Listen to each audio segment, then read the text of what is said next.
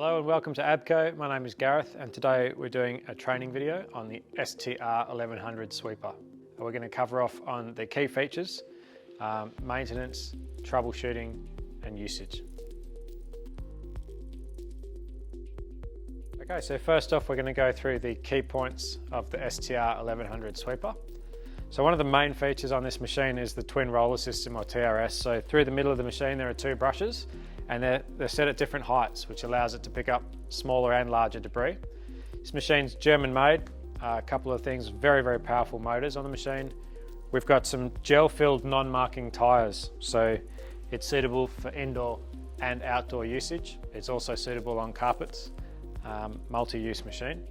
It's got self-retracting side brushes, so we can get all the way up against the wall with no worry of damaging our side brushes, so they can retract inwards.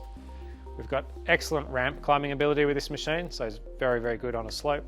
It's also chain driven instead of belt driven, so there's no slippage and there's fewer maintenance costs and things that can break and need to be replaced.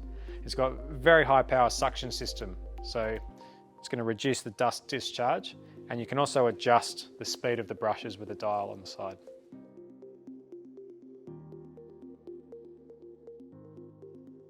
Now we're going to talk about the usage of the STR1100 sweeper.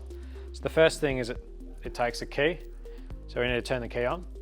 The second thing is the kill switch. Nothing will work without turning the kill switch on as well. That's a safety mechanism, so no one can cut their fingers off when the lid's open. So once we've turned the machine on, please keep in mind that the seat has a 20-pound sensor in it, so you can't lift your bottom off the seat, otherwise it will stop driving. So we need pressure on the seat at all times. The seat's adjustable, so we can move the seat forward and back as needed for bigger and smaller cleaners. On the inner left side is our foot brake. So to activate the foot brake, we press down and then pull the central lever into locking position, and that will lock the brake on. And then to release the brake again, we push down and push the lever backwards to release the brake. On the right hand side is the accelerator, so the harder we push down, the faster it will go. We need to lower our side brushes at the front on either side manually. So we simply grab the lever and lower each side brush to the floor, okay? And then we have a series of buttons on the top here. We've got an hour meter with a battery indicator light on it to tell us if the machine's fully charged. We have a horn. We have the control for forward and reverse. So there's a switch, on-off switch. It goes forward, it will light up green, and then reverse, it lights up with a red indicator light to show backwards. We've got a speed control on the front brushes. So the side brushes, the faster the brushes turn, the more likely for some dust particles and fine dust particles it might kick up a bit of a dust storm. So we can slow that down depending on whether we're cleaning soot or ash or sand or whatever it is. The next one are the twin roller brushes. So we control the two brushes underneath me, the ones that do all the heavy lifting. So we can turn them on. The next button along turns the power on to the side brushes on the front. The next button is the vacuum. So we turn on the vacuum system, very important to remember to turn the vacuum on. And then finally the last button is the shaker on the filter in the hopper. So we can give it an automatic shake and a clean instead of us having to take it out every single day and clean the filter by hand. We can do it with a press of a button. And then lastly, we lower the twin brushes underneath me to the floor when we're ready to operate the machine. Okay, so now we're going to cover off on the maintenance for the STR1100 sweeper. So the first thing we're going to want to do is put our battery on charge overnight. So we're going to turn off our key and we're going to take out our dead man switch. Okay. And then we're going to lift up the back, and there is a safety mechanism to make sure that that doesn't fall on us. And then on the front right hand edge there is a charging point for the charger to plug into. Okay, like so. We make sure it's connected to power and we make sure we switch it on at the front, and then we can leave that on overnight. That'll take 4 to 6 hours to fully charge.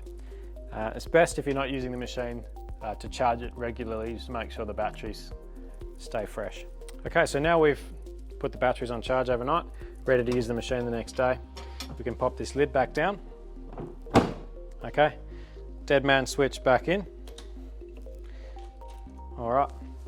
Now one thing that's very important to check are the brushes. So we want to make sure that the front brushes are clear of debris and plastic wrap and things like that, so we can clean these out.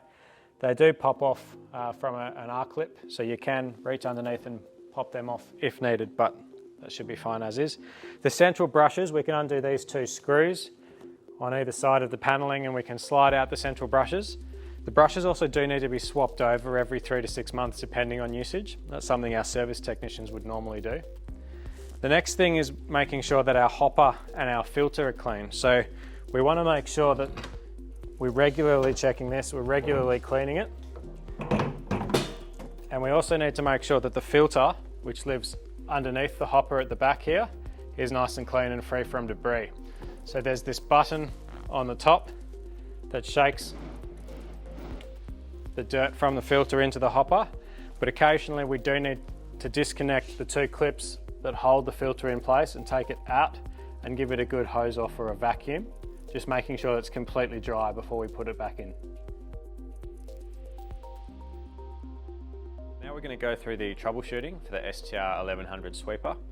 One of the most common things people forget with this model is that it has a seat pressure sensor in it. So you have to have weight on the seat at all times, otherwise the machine will turn off as a safety feature. Another thing is the brake pedal. So we need to press down on the brake and disengage the lever to take the brake off before we drive it, and then reverse to put it back on. One of the more common things as well is it has a kill switch, the big red button on the back. We need to have the kill switch down and on, as well as the key turned on, and you know you've got power when the light's flashing. That's a good little trick to look out for. One of the things that often happens when you've driven over a piece of wood or something like that by mistake is there are a number of circuit breakers directly under the buttons on the right hand side under the machine, and that will trip out as a safety mechanism just to protect the motors and things like that if anything bad was to happen. So we lift up the back, making sure that we pop our safety arm up, and then there are 3 circuit breakers directly under those buttons on the side of the machine here. So we want to try and reset those before we do anything else. And then again, we need to put that seat back down and then put the key back in, kill switch and key, and make sure the light turns on. The light will not turn on when the seat is up. So we have to put it back, put the safety switch back in and the key on. So if you have any questions or any troubleshooting issues, each machine is fitted with a QR code. We can scan that code and it'll take us to customer service, who can step you through any of the problems that you might have. You can book in services and you can get manuals or anything else that you might need if you've forgotten. Otherwise, thank you very much for watching. This has been the video for the STR1100 Suresweep.